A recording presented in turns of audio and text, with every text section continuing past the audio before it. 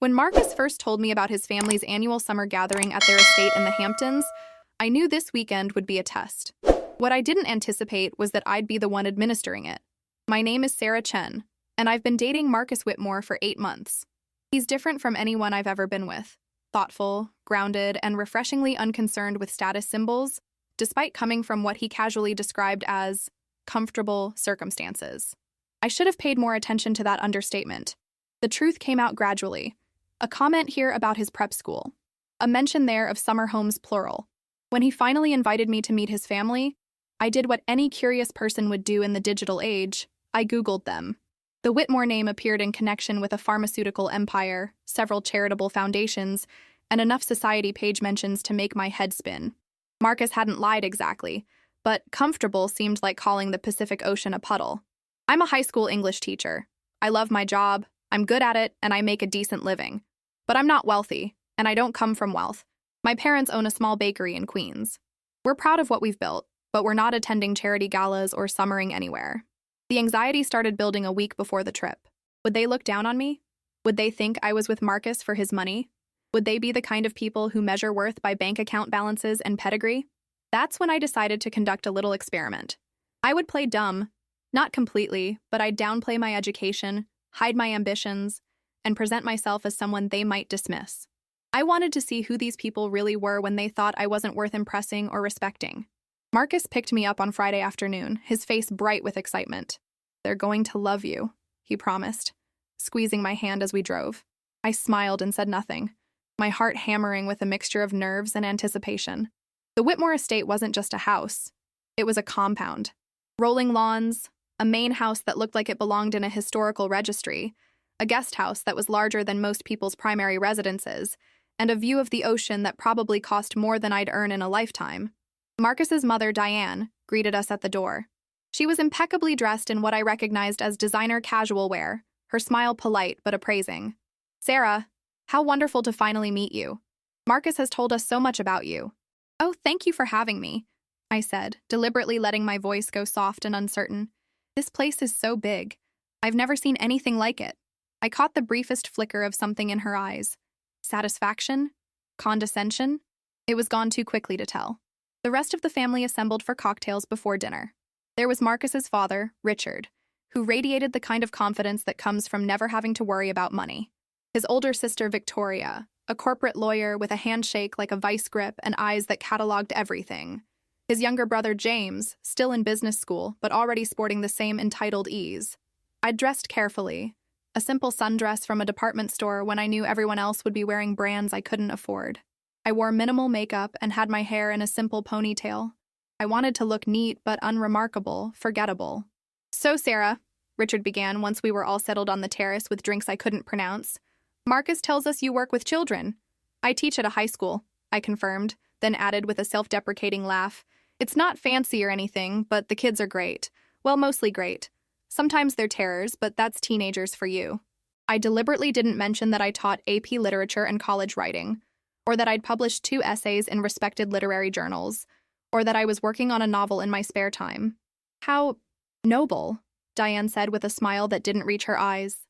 "Teaching is such important work. We need people willing to do those jobs." Those jobs. The phrase hung in the air like a bad smell.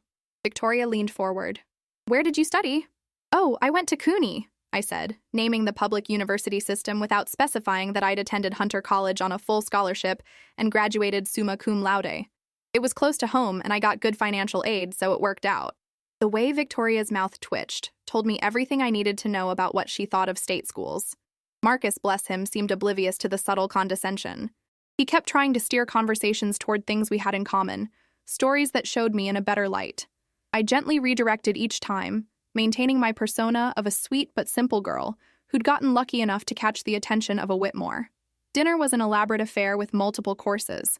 I made sure to seem slightly overwhelmed by the array of silverware, to ask innocent questions about the wine pairings, to appear charmed but out of my depth. "This is so fancy," I gushed. "We usually just order Chinese food or pizza for special occasions at my house." James actually snorted into his wine glass. After dinner, Marcus excused himself to take an important call about a work project. The moment he left the room, the atmosphere shifted. I'd positioned myself in the parlor with a book, a romance novel I'd grabbed from a drugstore specifically for this purpose, rather than the Toni Morrison I was actually reading. I could hear them in the adjacent sitting room, their voices carrying through the partially open door. They clearly thought I was absorbed in my book. Or maybe they didn't care if I heard.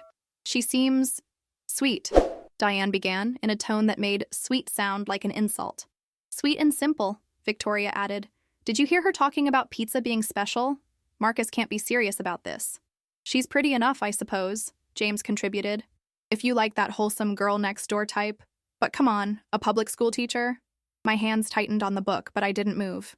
"I did some research," Victoria continued. I could hear papers rustling. "She makes about $68,000 a year. Lives in a rent-stabilized apartment in Astoria. Her parents own a bakery. A bakery. Not even a restaurant. There's nothing here. No connections, no prospects, no family money. She's clearly with him for the money," Diane said flatly. "What else could it be? They have nothing in common. She probably saw those puppy dog eyes of his and dollar signs. The question is," Richard's voice cut in, all business, "how do we handle this? Marcus is smitten, clearly, but he's also young and somewhat naive about these things. He doesn't understand that people like her see people like us as meal tickets. People like her." The phrase made my blood boil, but I remained perfectly still. "We can't be too obvious about it," Diane mused. "If we push too hard, he'll dig in. You know how he gets with his causes." Victoria laughed, sharp and unkind. "His causes? Remember when he wanted to join the Peace Corps? Thank God we talked him out of that disaster." "This is different," Richard said. "This could affect the family. If he actually married someone like her, there would be legal complications. The trust funds, the business interests. We'd need ironclad prenuptial agreements. And even then, it's a mess we don't need. Not to mention the embarrassment," James added. "Could you imagine bringing her to the foundation gala? Or the club?" "She'd be completely out of her element," Diane agreed.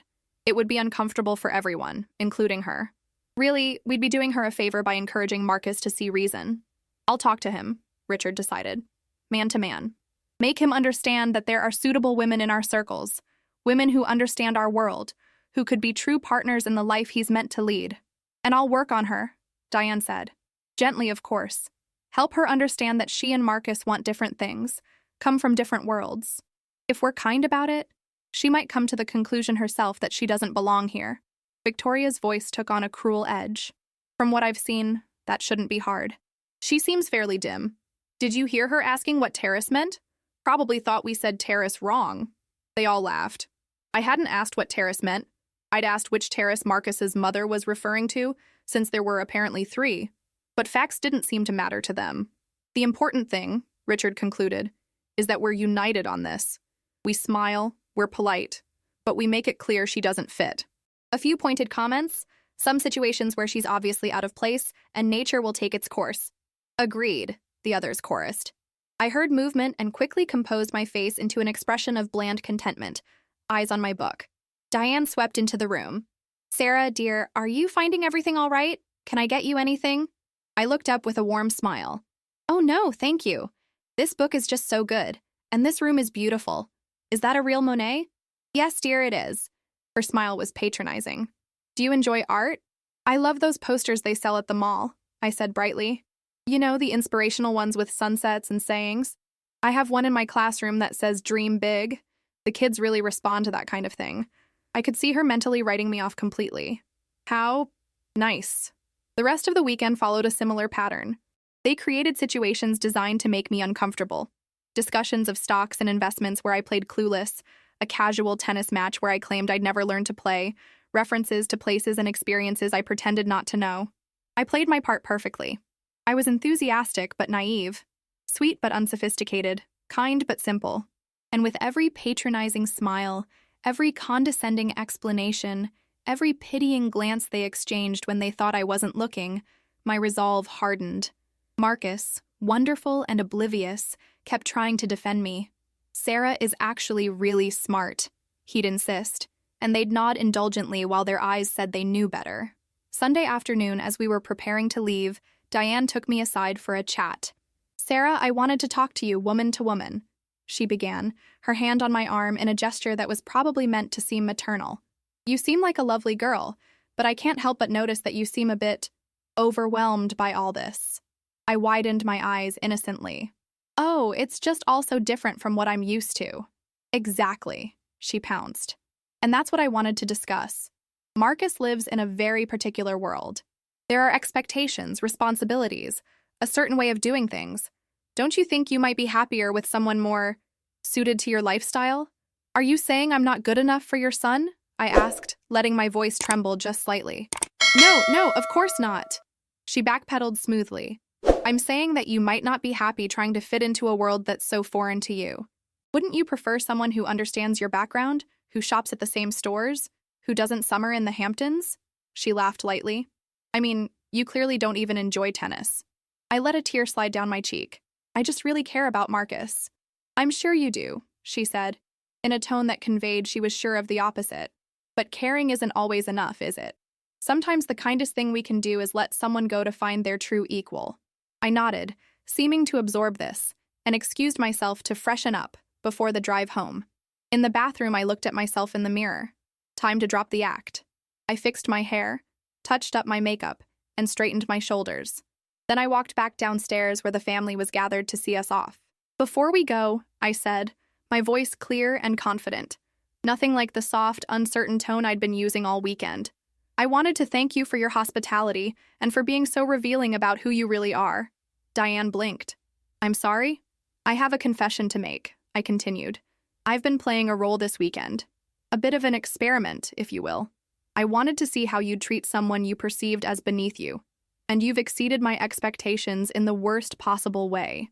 Richard's face darkened. What are you talking about? I'm talking about the fact that I heard your little conference after dinner on Friday. Every word. The color drained from Diane's face. For the record, I said, pulling my phone from my purse and opening my LinkedIn profile. I have a master's degree in literature from Columbia University, which I attended on a full scholarship. I've published essays in the Paris Review and Plowshares. I'm the head of my department and was nominated for a Teaching Excellence Award last year. I'm working on a novel that has interest from 2 literary agents. I saw Victoria's mouth open and close like a fish. My parents' bakery? It's been featured in the New York Times and has a 6-month waiting list for their wedding cakes. They're immigrants who built something from nothing, and I'm incredibly proud of them. My rent-stabilized apartment is in a beautiful neighborhood where I'm part of a community. And my $68,000 salary supports a life I love, full of books and theater and art. Real art, by the way, not just status symbols for the wall. I turned to Marcus, who looked stunned. Your family assumed I was with you for money. They planned to drive us apart because I wasn't suitable. They thought I was too stupid to notice their condescension, too simple to understand I was being manipulated. Is this true? Marcus asked his family, his voice dangerous. Marcus, let us explain, his mother started. I heard them, I confirmed. Every word about how I'm not good enough, how I'd embarrass you at the club, how you could do better with someone from your world. Marcus's face had gone red. How could you? He demanded of his family. We were protecting you, Diane insisted. She clearly is brilliant, kind, and more honest than any of you. Marcus cut her off. She tested you and you failed spectacularly. That's not fair, Victoria protested. She deceived us. I matched my presentation to your expectations, I corrected.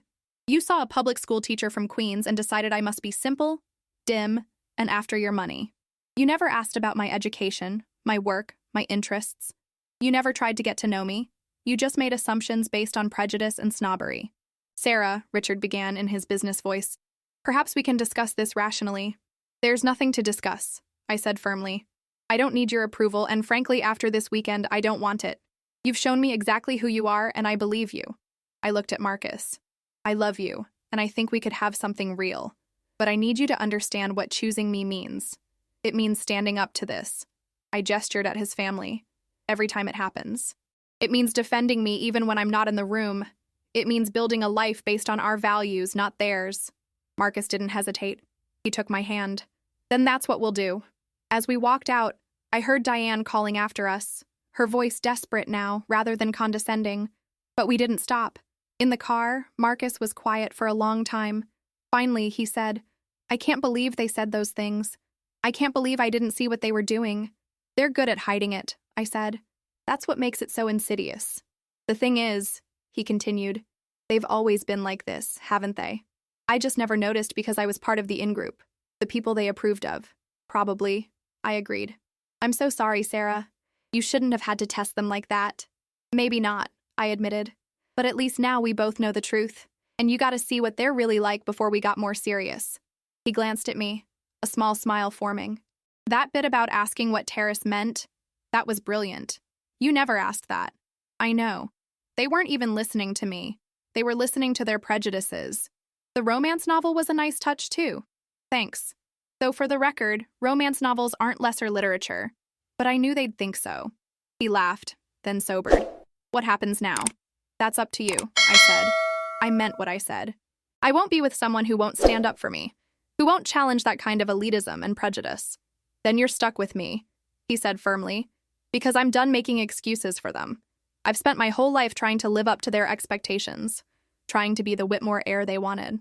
But I don't want to be like them, Sarah. I want to be better. It won't be easy, I warned. They'll push back. They might cut you off financially. He shrugged. I have a trust fund they can't touch. My grandfather set it up that way. And I have a career I built myself. We'll be fine. We drove in silence for a while, the Hamptons disappearing in the rearview mirror. For what it's worth, Marcus said eventually. Watching you operate this weekend was incredible. The way you played them, the way you controlled the whole situation, you were magnificent. I teach teenagers, I reminded him. After that, your family was amateur hour. He laughed, really laughed, and I felt the tension begin to ease. The aftermath wasn't simple. Marcus's family tried everything. Apologies that blamed me for misunderstanding, guilt trips about family loyalty, eventually threats about cutting him off socially and financially. Marcus stood firm. We had long conversations about class, privilege, and values. Marcus had to confront uncomfortable truths about his upbringing and the attitudes he'd internalized. It wasn't always easy, but he did the work. 3 months later, we had dinner with my parents at their bakery. They treated Marcus like they'd treat anyone, with warmth, humor, and absolutely no pretense. I watched him relax in a way I'd never seen, laughing at my dad's jokes and seriously discussing bread-making techniques with my mom. Your parents are wonderful, he told me later. They are, I agreed. And they judged you on who you are, not where you come from. That's how it should be, he said. Yes, I smiled. It is. The experience taught me something valuable. Sometimes you have to test people to see who they really are, and sometimes the trash takes itself out. Marcus's family showed their true colors, and in doing so, they freed us both. Him from trying to meet their impossible standards, and me from ever having to wonder whether they'd accept me. As for my little deception, I don't regret it for a second. In playing dumb, I got smart information. And that information showed me exactly what I needed to know. Marcus and I are still together, building a life based on our values, not anyone else's expectations. His family has slowly started reaching out, attempting reconciliation now that they realize we're serious. Whether we'll accept that is something we're still deciding together. But one thing is certain. I'll never again wonder if I'm good enough for people who weren't good enough to see my worth in the first place.